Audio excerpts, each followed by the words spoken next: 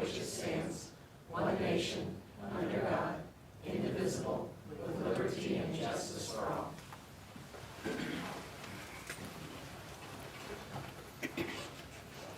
Okay, on the consent agenda, do I have a motion? I move that the Board of Education of District 15 approve the consent agenda as presented, including approval of minutes of the regular Board of Education meeting on February 14th, 2022, approval of the proposed accounts for payment, approval of budgetary receipts and expenditures for February 2022, approval of Committee of the Whole minutes February 24th, 2022, approval of option students, approval of resignations of Taylor Rosiska, Grant Schrick, Amy Breeden, Jane Murphy, Deborah Tim. Approval of contracts for Kathleen Slottick, Morgan Navier, Nicole Grummert, Heather Geraltz, Megan Gronewalt, and Brooklyn Stera. All right, we have a motion. Do we have a second? Second. Second by Aaron. Jason, do you have a treasury report? I do. So bills for February were $520,662. Payroll $1,684,869. Total expenses for the month $2,205,531. Our revenue for the month was $2,488,992. So that's a good month of February for us. We're 6 months or halfway through the budget cycle. We've expended 46.28% of our budget authority, which just basically means we're under the, being halfway, we're under the halfway mark of expenditures. So that's a good thing. 3.70% exactly underspent at this point. There are some reasons for that. We've had a mild winter, and we are part of the in-jump process. I think some of you know that or may have heard of that before, but we purchase natural gas in chunks ahead of time through a cooperative in-jump.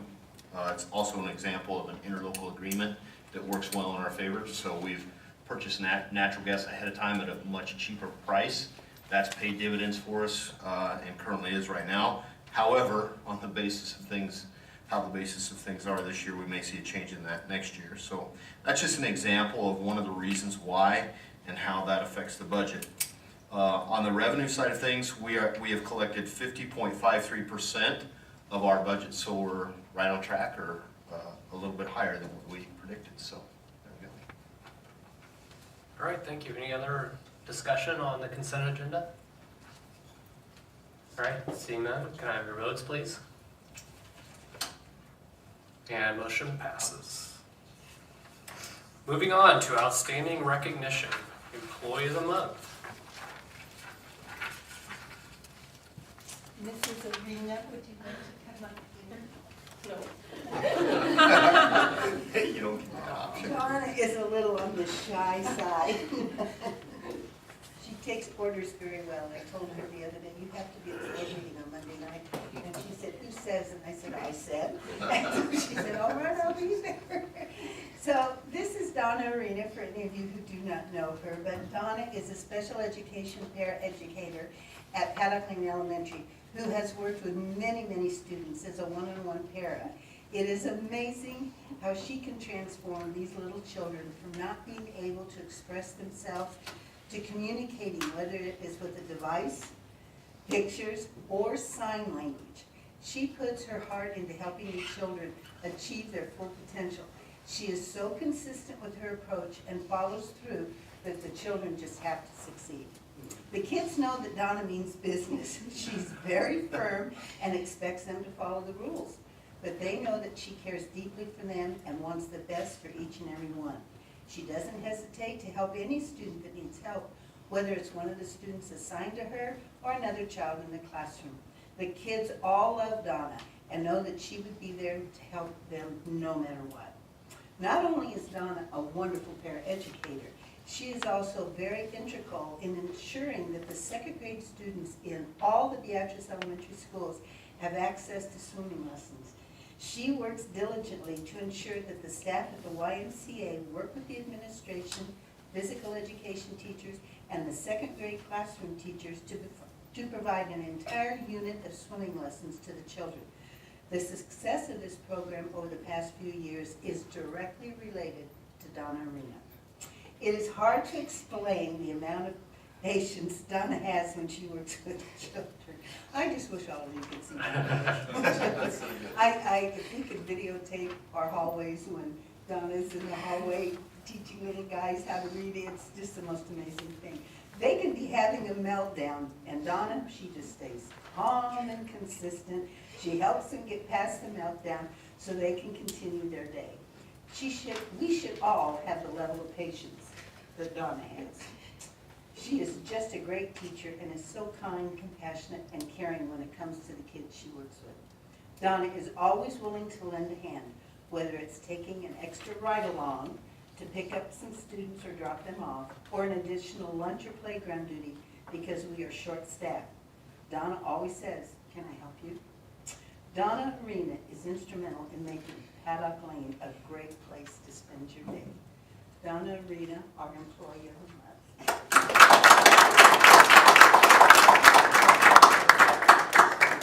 Yep, come on up here, Donna.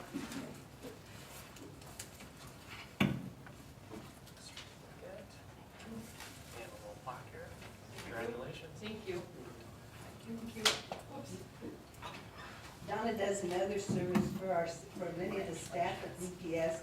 She is a manager for the swimming pool in the summer, so all those paraeducators that have jobs during the school year, a large number of them get to go to the swimming pool in the summertime and help work in the swimming pool. So lots and lots of kids in Beatrice know Donna.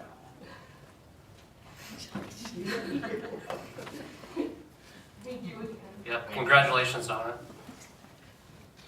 Next up, Business Friend of the Month, Mr. Alexander. Okay, Ryan, you'll come on up.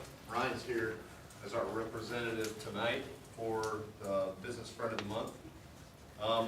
As you know, we started recognizing businesses that support our educational process throughout the course of the year, much like we do our Employee of the Month. And this month we have selected ESU number 5. So Ryan is here tonight because their board meeting falls on the same night as ours, so that their administrator, Dr. McNiff, is at their board meeting, and Ryan got selected to be here to receive the award. So our Business Friend of the Month is Educational Service Unit number 5. Throughout the last couple of years, we have found ways to build a stronger relationship with ESU 5. There are many ways that ESU 5 has continued to serve our district to help strengthen our programs and processes. Many people don't know it, but first, they are definitely a strong part of the brainstorming process on ways to improve the educational delivery we put out to students daily. ESU 5 is constantly providing Beatrice and area schools with the most up-to-date professional development opportunities for staff in their profession. Secondly, since contracting with the ESU for technology services in 2020, their technology specialists have continued to work with our technology department to ensure state-of-the-art experiences for our students and staff and improve the speed, the hardware, and the delivery of services to our entire staff. We know there are always hiccups with technology, but we also know that with ESU 5 help, we get more accomplished more efficiently. Next, the reading cadre has grown to provide strong support in our reading processes. Additionally, they have played a part in the guidance of our PBIS and MTSS programs in K-12 education. In order to evaluate where students are, ESU 5 supports our efforts by providing licenses to EduClimber, a data warehouse for all staff members on student successes on a day-to-day basis. Mental health services. We continue to partner not only with other service providers in Beatrice, but also with ESU 5 to support our students in their social emotional learning. ESU 5 provides additional mental health services to our students and staff. These are things that not a lot of people know about the services that ESU 5 provides for us. Finally, as everyone knows, most recently, Dr. McNiff and the ESU 5 board has stepped up to help Beatrice Public Schools improve the overall paltry environmental conditions our students are in daily by partnering with us to pursue a solution to the life, health, safety, and security and ADA compliance issues of our buildings. We are fortunate to be part of the ESU 5 because their strong service to their districts is phenomenal. Dr. Brenda McNiff pushes each of their team members to focus on service to schools, not just Beatrice schools, but all the schools in the ESU 5 area. She is a strong leader and advocates for not only BPS, but all the ESU 5 school districts. We are thankful for everything that ESU provides us, our district, and provides for our district, and we are excited to see how our continued partnership will grow into the future. So Ryan, thank you.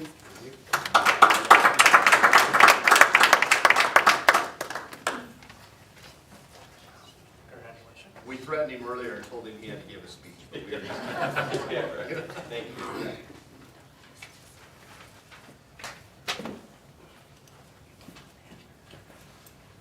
All right, we'll move on to the information portion of the meeting. Connor, on the student update, he is busy with spring sports photos right now, so if he makes it here a little bit later, we'll have him give his update, but otherwise we'll move to board reports and committee of the whole. Doris. The Board of Education Committee of the Whole meeting was held on Thursday, February 24th, 2022. The first thing on the agenda was Missy Timmerman shared some of the things that happened at the preschool that are required, but others that the school wants to provide for families. Some examples that she shared included home visits and sneak peek nights in August, a tailgate at the high school football game in September, parent-teacher conferences in October, the pit crew, parents in the classroom in November, in December, breakfast with Santa, January, more home visits, February, more parent-teacher conferences and Taco Tuesday this year on 2/22/22. And in March, they had a presentation by Dan St. Romain. In April is the Week of the Young Child, and they end the year with a picnic in May. Dr. Nielsen gave a site planning update indicating the district is working with specific elements of the strategic plan to promote successful implementation of the plan.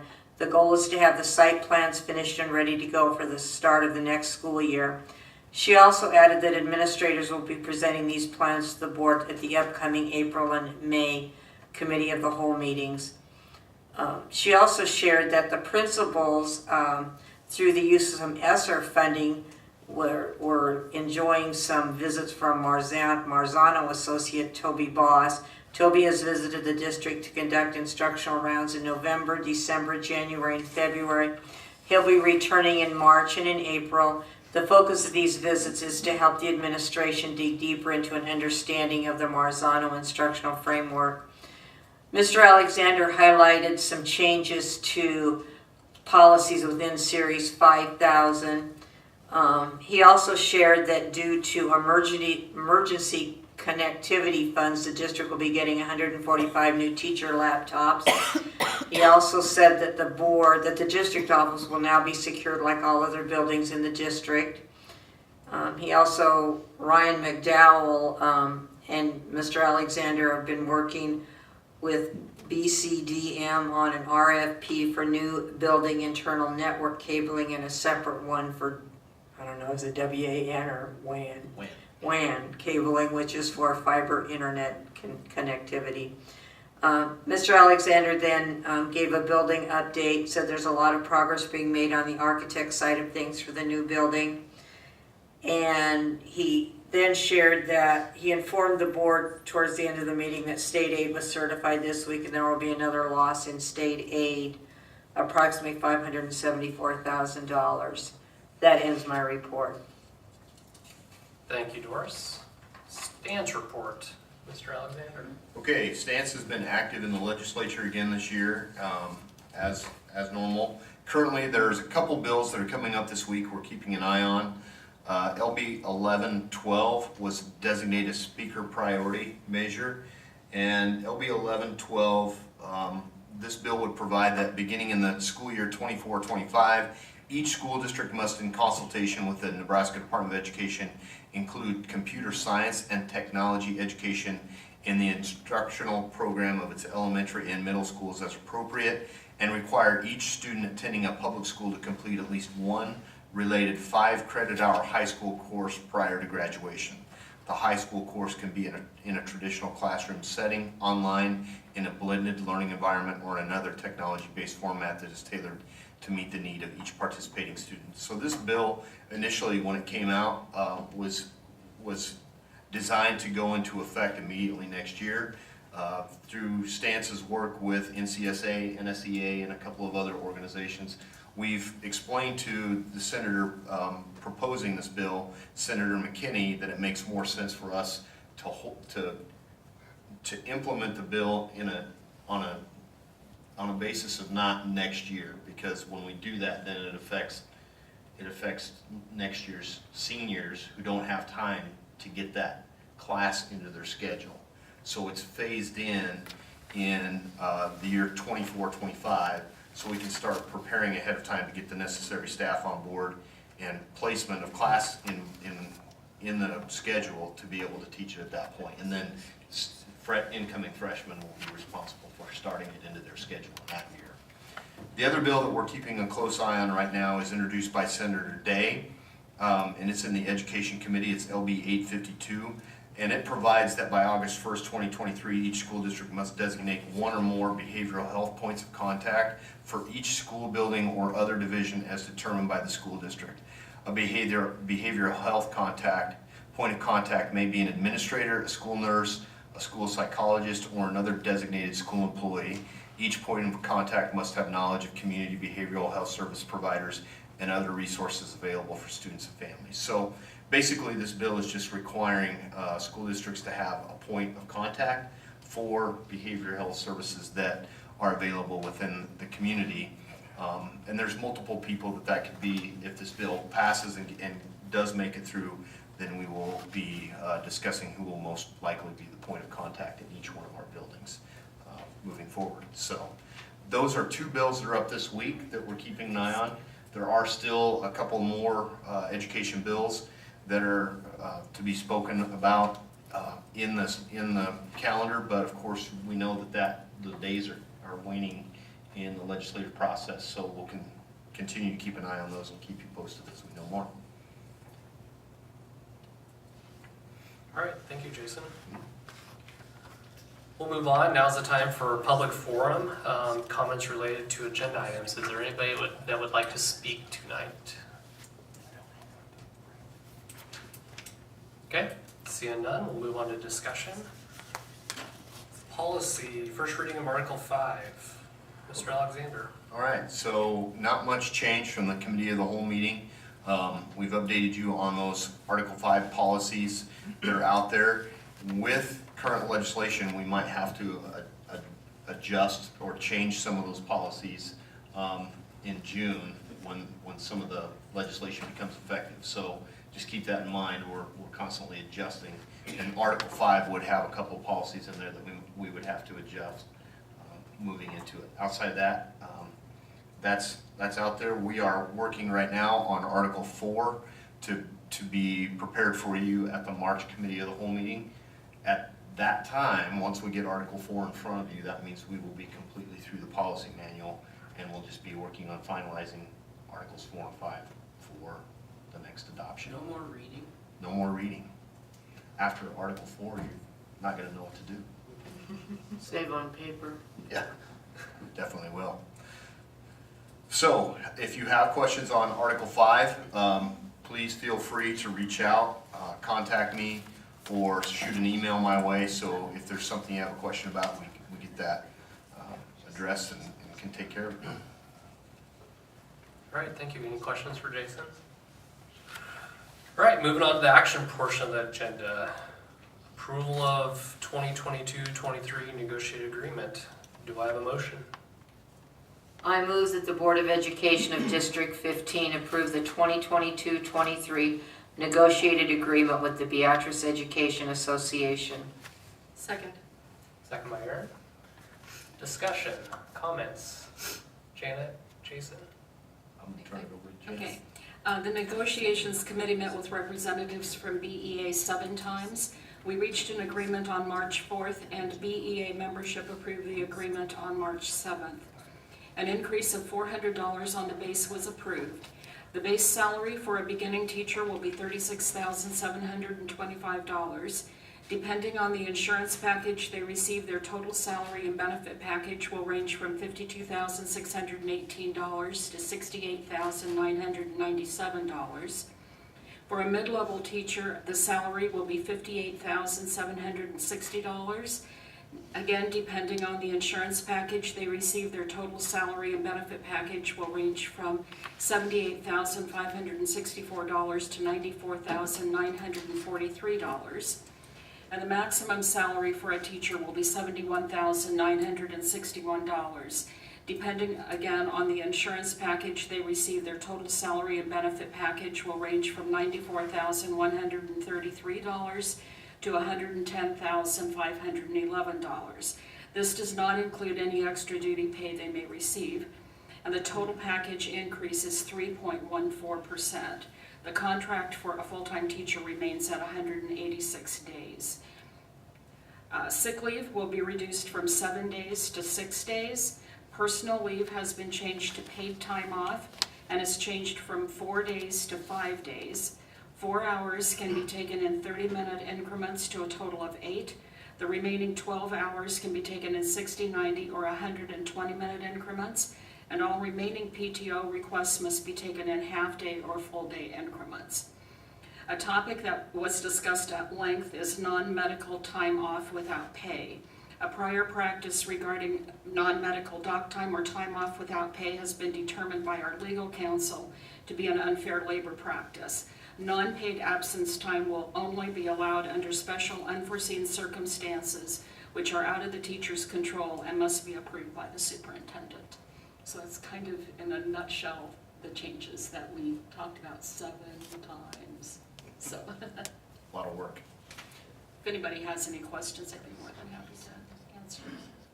What, the $400 base, what does that translate to as a cost to the district? Do you have that information? In dollars? Yeah, like the bottom line. 416,000, right in that range. The only thing that I would add to Janet's report, very nicely done, is that in order for everyone to understand, there's a process that's involved that's approved through the Court of Industrial Relations. So we call it the CIR. And the CIR requires that you have an established array of schools that you're comparable in size and proximity to, that you compare to, that you must fall between 98 and 102% of that array on the basis of all those benefits and pay that Janet talked to. So there's a very specific set of pieces that are compared from district to district across the state, and depending on how your staff fits on their salary schedule in comparison to their days off and everything else, you must fit into that 98 to 102% comparison. So it's a lot of work behind the scenes figuring that all out. And in the last several years, we've fallen right at the 99 to 100% midpoint average. So we're right there in the middle in comparison to the schools that we are compared to in that array process. So I would say that the negotiations committee worked very hard this year to try and make it an experience that everybody could come to terms with.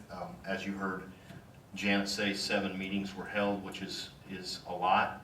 And there was a lot of discussion revolving around those personal days and that time off that was discussed. And so it was a great season for negotiations. Took a lot of time, and I appreciate the efforts of the negotiating team, because it's not easy to do, to give that much time up of your own personal time to continue to meet and get things accomplished that help get everyone down the road to where we need to be. So thank you to the negotiations teams for your efforts. Appreciate it. Any other questions for? All right. Seeing none, can I have your votes, please? And that is approved. Again, thank you, Janet and team, for leading the charge on the negotiations. Moving on to the administrator's report. We will start with Unified Sports for 2022-2023. Ms. Hoekstra.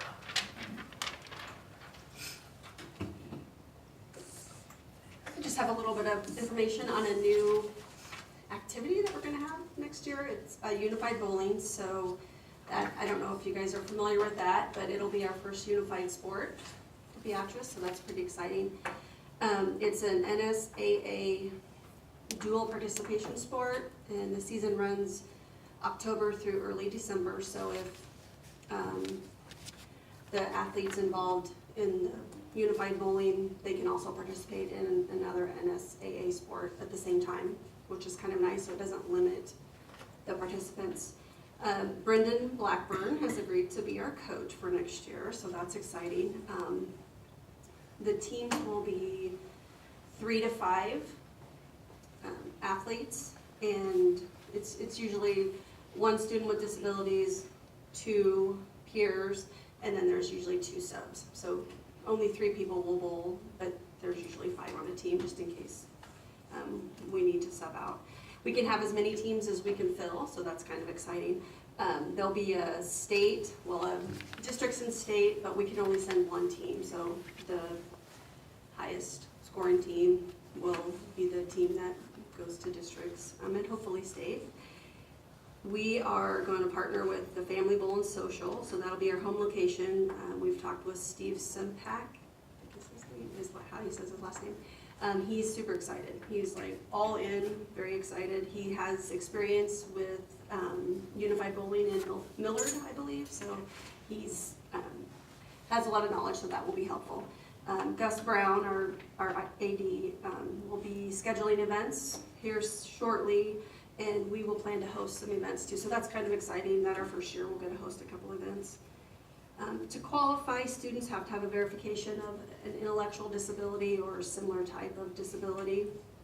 And one thing that I don't know a lot about NSAA rules, so I was kind of excited to learn that. Like our 18 to 21-year-old students who are in their 5th, 6th, 7th year, they are not excluded because it's as long as they haven't participated in 4 years of activities, they can still participate. So I was a little bummed. There was a couple kids that are in their 5th year that I thought maybe wouldn't be able to participate, but they will be able to, so that's exciting.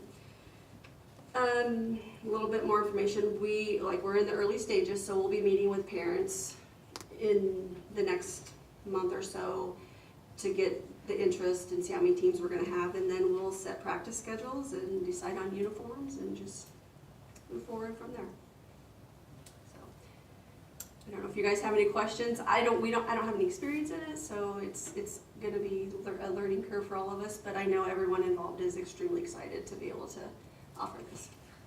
I've been to other schools that have unified events. So my question is, and that's been specifically like track meets or stuff like that. So do you anticipate this just getting the ball rolling, and that there'll be other things added in the future? Yeah, so track will be our next project. Okay. And yeah, it should just, should be an easy transition to add that in then.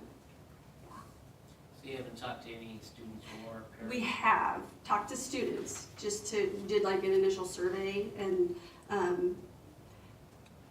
if that all pans out, we will have several students, more than I had anticipated. So hopefully that will come to fruition.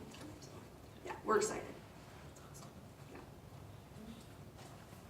It is an excellent opportunity to provide for our students that have special needs. So it's a great thing to be able to add to the activities roster, so to speak, for our school district.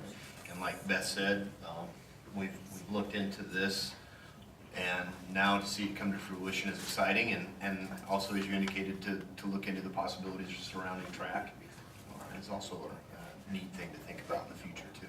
And I'm sure you guys are all aware that the Beatrice Special Olympics programs are very strong. They're very active, and so that will also be another support system and just help get this off the ground even easier. So it will be fun. And the reason, just so everybody knows, the reason Beth is presenting tonight is because Gus is at the spring sports meeting, and he asked Beth, because they've been working on this in tandem, to be able to present tonight, or they've both been part of this presentation, because you were on the radio a week ago. Kind of Gus is more of a public speaker than I am. You did fine. Thank you for being here. Yep, thank you, Beth. All right, Jason, we're going to skip you, and now that Connor's here, we're going to go to the important update, student update. All right, thank you. So starting with Stoddard and Lincoln, students are preparing for the NSCAS and MAPS testing. Field day and walk the track are both coming up for the kid. That's always a great thing for those kids. And then multiple field trips are also coming up with the end of the school year approaching. Second graders are still loving the swimming lessons at our YMCA. Again, a big shout out to them. We're really grateful to be in partnership with them for that. Students and staff loved having the basketball teams walk through the schools before they got sent off to state last week. And then music concerts are tonight at Stoddard's tonight, and then tomorrow night will be Lincoln. So moving on to the middle school. Delegation had a great competition season, having several individual and group awards. Track will begin next week. They're excited as this is one of their bigger participation sports, so they're excited for that. And then they had a successful professional development day a few weeks ago to connect the strategic plan.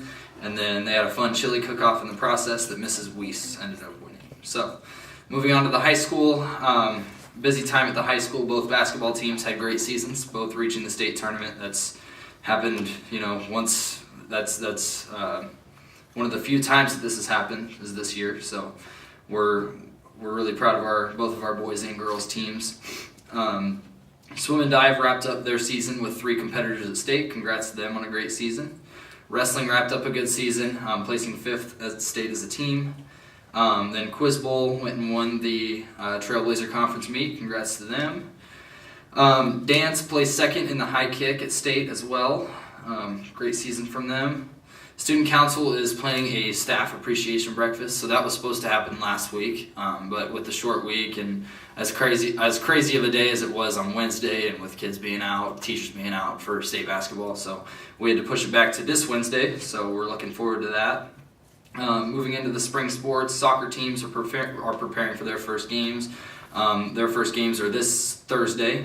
Track teams are also preparing for their seasons. Their first meet is this Saturday at Doane, and then girls tennis has their first meet on March 24th. And then our baseball team also has our first game this Thursday against Auburn. So, and then tonight was a really busy night. Like I said earlier, we had the elementary music programs today and tomorrow. And then I was at Spring Sports Pictures. We're having that going on. And so yeah, busy time at the high school and really all around the district. So that's all I got. Thank you, Connor. All right, Superintendent Report. Okay, just a few things to update you on. First of all, Beatrice Public Schools has been selected for a desk review for federal funds. Desk audit is what they call it, and this is just an audit regarding our federal funds that we receive, making sure that we're following the regulations and laws as it pertains to all federal funding that we receive, specifically Title, Early Childhood Education, IDEA, Perkins, 21st Century, and ESSER's funds. That desk review actually started today, so it's an electronic exchange of information where we have to send them all of our claims and receipts and all the things that go around us properly tracking how we spend and receive federal funds. So just as an update, that started today. We will be in that process probably for a couple of weeks, and then we'll hear back on their review, and we'll keep you posted on that as well. Best possible summer school enrollment started last Thursday, and in just a short few days time, we have 193 students registered for the best possible summer school. The sessions will run for 4 weeks from June 6th to June 30th. So for parents out there listening, please make sure to take the time to enroll. All the information is on the website. There are sessions in the booklet, everything from a trip around the world to the Babysitters Club, to Doris's favorite, she was telling me today, bats eat bugs. So she's excited to be able to participate in that one. Not so much.